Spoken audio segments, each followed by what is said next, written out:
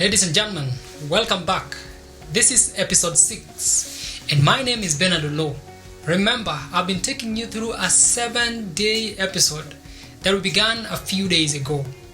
The basis is from my second book, Succeeding in Campus and in the Marketplace, the 21st Century Lessons.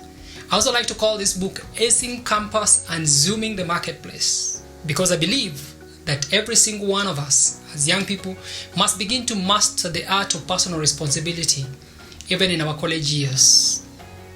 I am a strong proponent of the fact that you may not have to drop out of college to become successful, but you do need to drop out of limiting mindsets.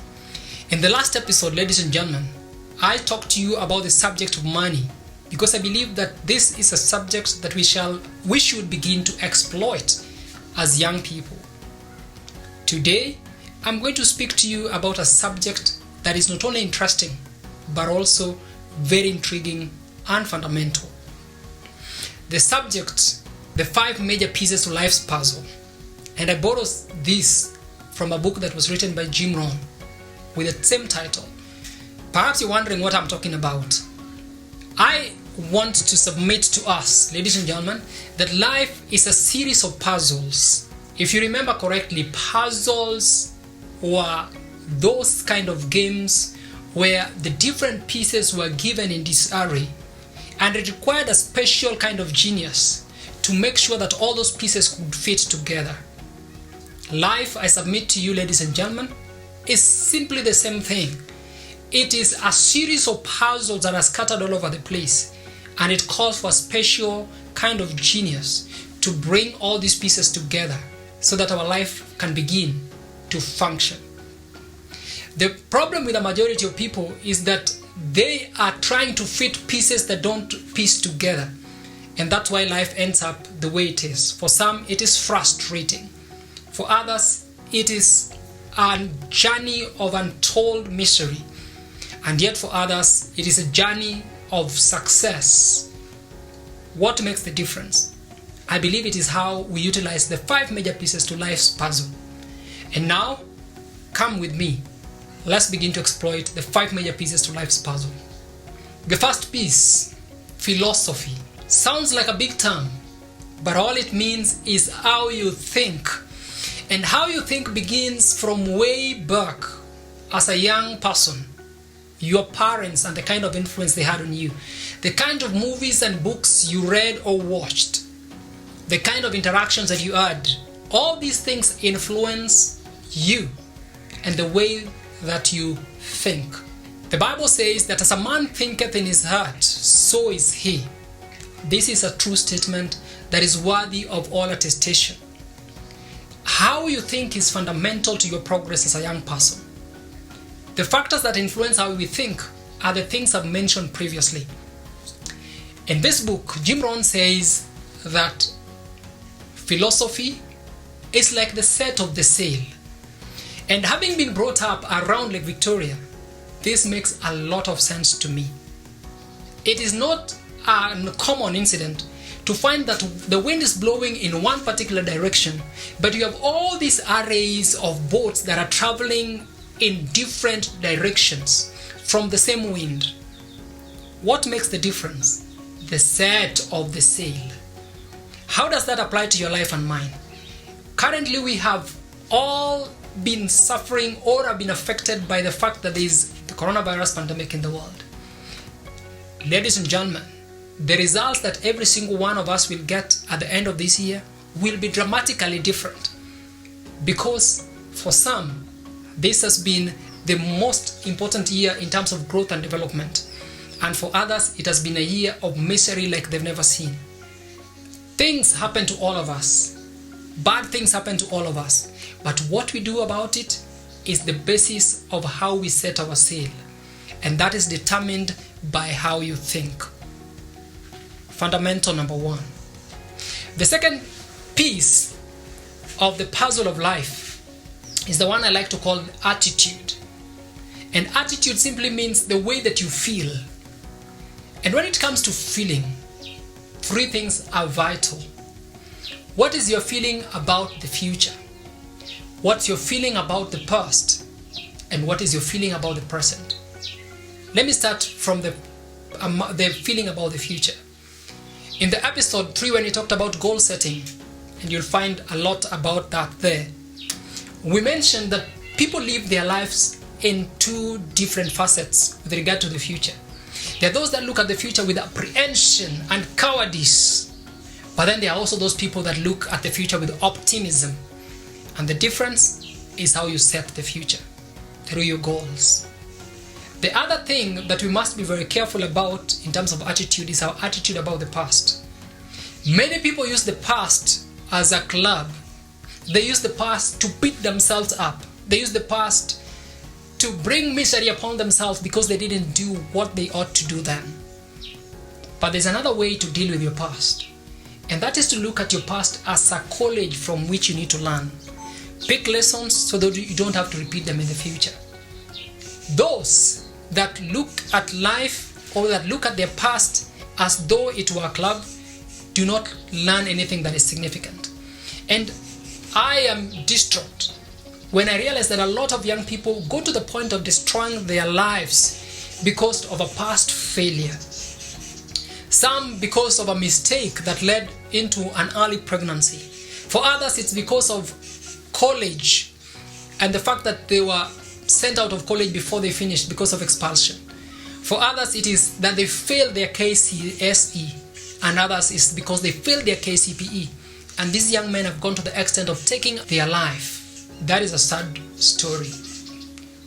Our past should be used as a college, because irrespective of what you did in the past, we can all start now and end up with a new ending. The other thing that we need to remember about attitude is the attitude of the present. Ladies and gentlemen, the past may have been glorious or may have been full of misery. The future is not guaranteed to you, neither is it guaranteed to me. The only time that you and I have at our disposal is right now, this moment. What you do with the time that you have right now is what will change the trajectory of your life.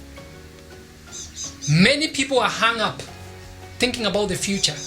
Others are hung up thinking about the past.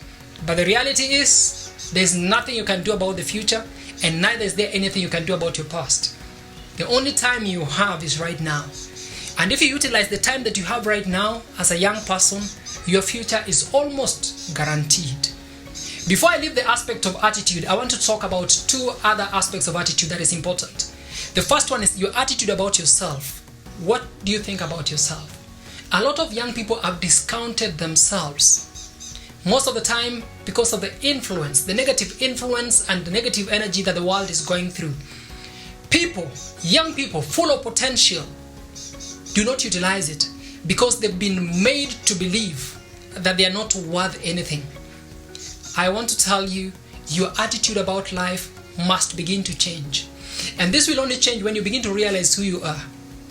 Fundamentally, and without going through much detail, every single one of us is a unique piece of creation from the Lord Himself. The Lord values you as much as that. Irrespective of what your parents may say about you, irrespective of how your country has treated you this far, I assure you, ladies and gentlemen, young man and young woman, that you have potential within you and greatness within you, because God never creates junk. Your attitude about yourself must begin to change. The final thing that has to change about attitude is your attitude about people. There are those, especially young people, who think that they are a very, very important addition to the world. That they're the ones that make the world go round. They are the center of attention. They're the only beings in people's gathering.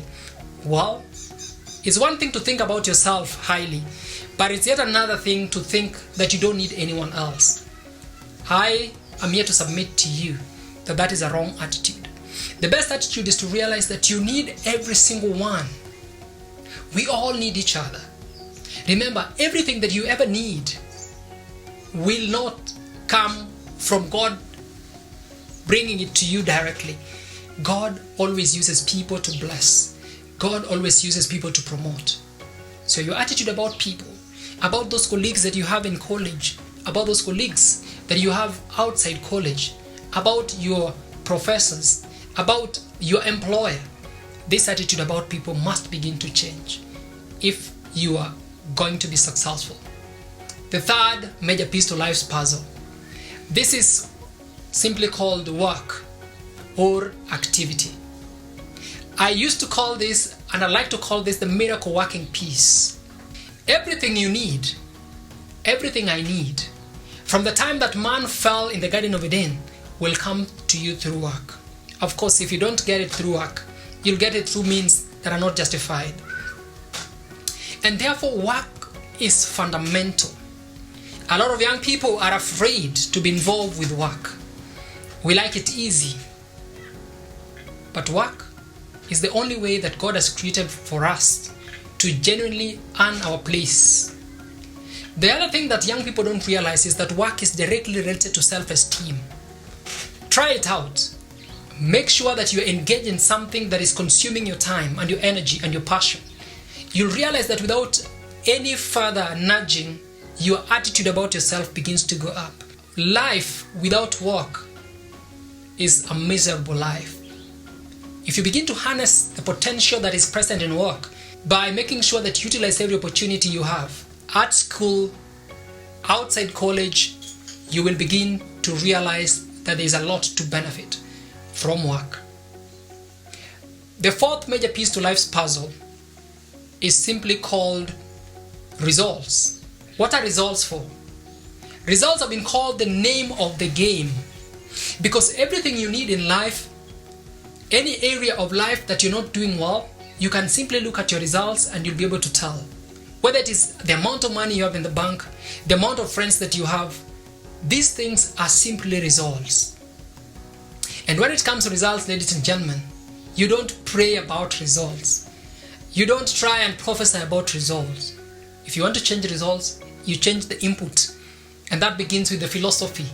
That begins with attitude. That begins with work. And then you will get results. The beauty about results is when you realize you have some results, it is good to be pragmatic, to realize that I'm not doing the very best I can, and pick up yourself and begin to change things. The last major piece to life's puzzle is called lifestyle. What are results for? What is the good attitude about? What about work? All these things are supposed to help us to fashion for ourselves the good life. What is the good life? The good life is the life in which when you die, you are at peace with yourself and you're at peace with humanity. You're at peace with your Creator as well.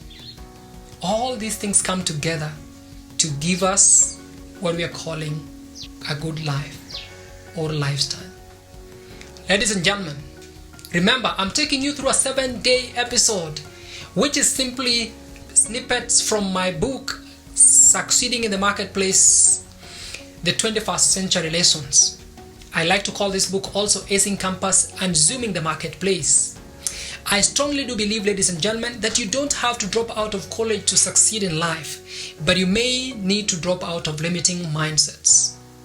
And until next time, please be sure to leave comments in the comment section below. Visit me on my YouTube channel and also on my website, and let us begin to engage. Until next time, thank you and God bless you.